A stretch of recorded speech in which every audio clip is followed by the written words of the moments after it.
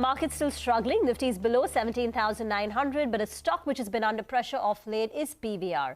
Now, the PVR stock price in the last 1 month, in fact, in less than a month, has fallen from levels of near 2,200 and it's now down to 1,850. So that's been a serious fall that we've seen in the stock price of PVR since the beginning of this month. The problem is all the new big Bollywood releases, which have big stars in them, Lal Singh Chaddha, Raksha Bandhan, or even some Shera, all of them have not done very well at the in terms of the amount that they've raked in, and that perhaps is putting pressure on PVR as well as INOX. We're now joined by Karan Taurani of Elara Securities to understand what the way forward is for all these exhibitor stocks. Karan, that is the first question, right? It's been a lean run for the theatre companies. In terms of what you've picked up in terms of the occupancies, how is Q2 going to shape up for them?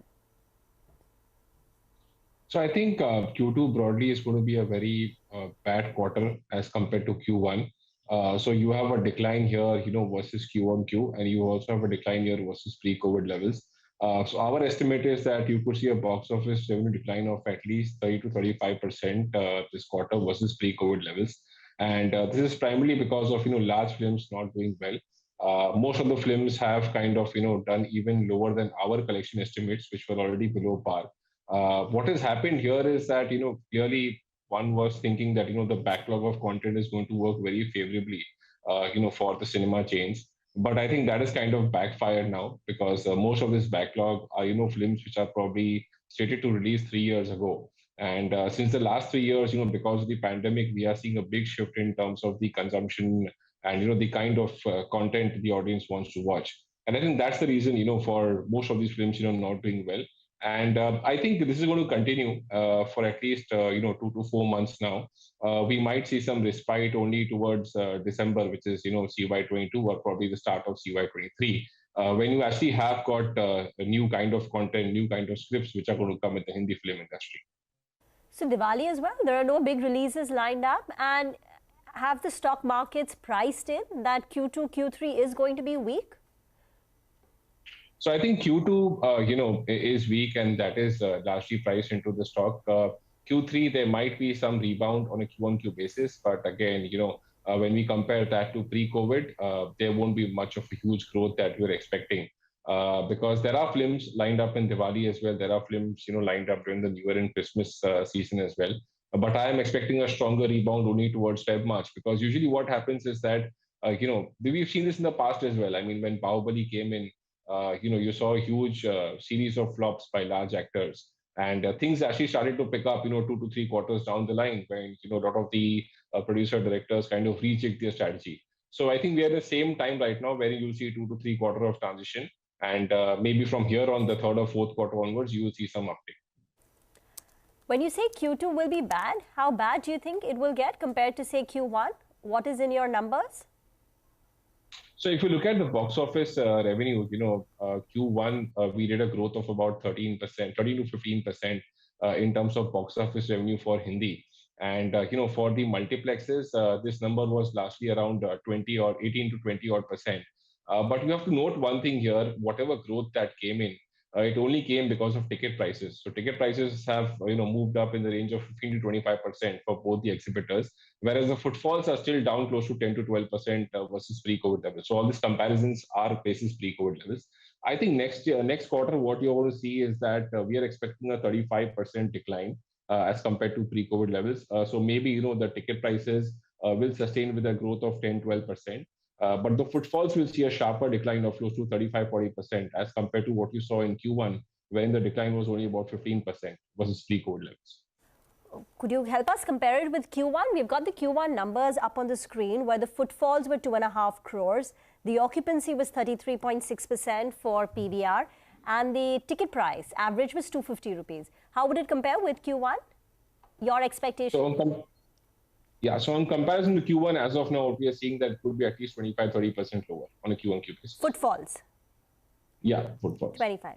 And occupancy as well? Yes, footfalls and occupancy both move in line. So that, yeah. And ticket prices should sustain at 250? I think ticket prices also will see some pressure, because I think in Q1 what happened is that, you saw the ripple effect of RRR in the first week of April. You saw KGF 2, you saw Thor. These are films, which attract a very high ticket price.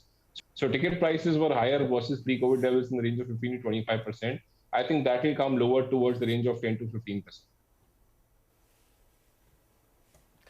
What are the other big releases? You have some interesting ones are lined up in Diwali as well towards the end of the year. Yeah, so there is Circus, there is Ram Setu, there is Maidan, there are multiple films which are coming in. There's Brahmastra, which is going to come in the first week of September. So there are films, which are lined up. We've got at least close to 7 to 8 films. There is PS1, which is a large film, which is dubbed into multiple languages. There is Adi Purush, which is coming next year as well early. So there are about 8 to 9 films, lined up, which are large in nature. And most of them have a budget of close to 120, 150 crores plus. And I think we'll have to wait and watch in terms of, how these films fare. But looking at the trends right now, I think clearly, the audience is not, wanting to just watch star-driven content. The consumption habits have changed massively. They want to watch, compelling content, quality content, compelling stories, or they want to watch, probably some franchise films, which is, part one. We saw Bul Bulaiya 2, which was like a big success. We saw content-driven films like Kashmir Files and Gangubai doing well. Or probably, something else in terms of the Sky-Fi, which is your VFX-driven films which are there. So I think there is a definite change here in terms of what the audience is expecting right now from the content. And that is kind of impacting frequency to cinemas.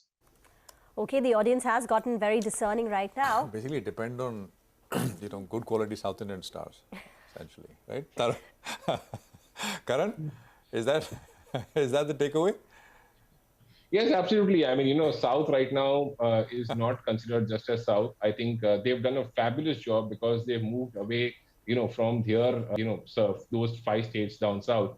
And if you look at Hindi, I think Hindi that way has been a lag. So just to give you some numbers here in perspective, regional films get close to 30 to 40% of their box office revenue from the non-South markets or the non-regional markets, so to say. But, for the Hindi films, that number is, sub 10%, about 5 to 7% of Hindi films box office contribution comes from non-Hindi, which is the dub version, which is there. So I think that's the problem here. And, the dependence of Hindi box office is very high for the exhibitors. So pre-pandemic, I think Hindi box office contributed close to 60% of revenue, for the box office revenue of the exhibitors.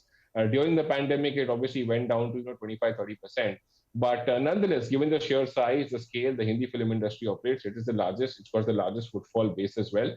So I think the size or the contribution still remains to be at 50%. So unless this portion does not start outperforming in a very big way, you will always keep on seeing concerns on box office revenue for the exhibitors. My question was only in jest, but none of you, both of you did not get.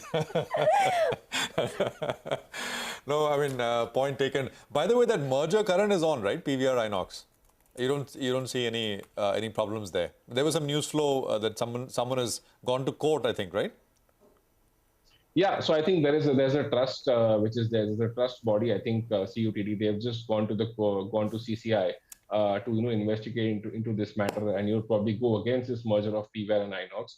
But I think I don't think there's a big concern as of now, unless CCI comes out with anything from them officially.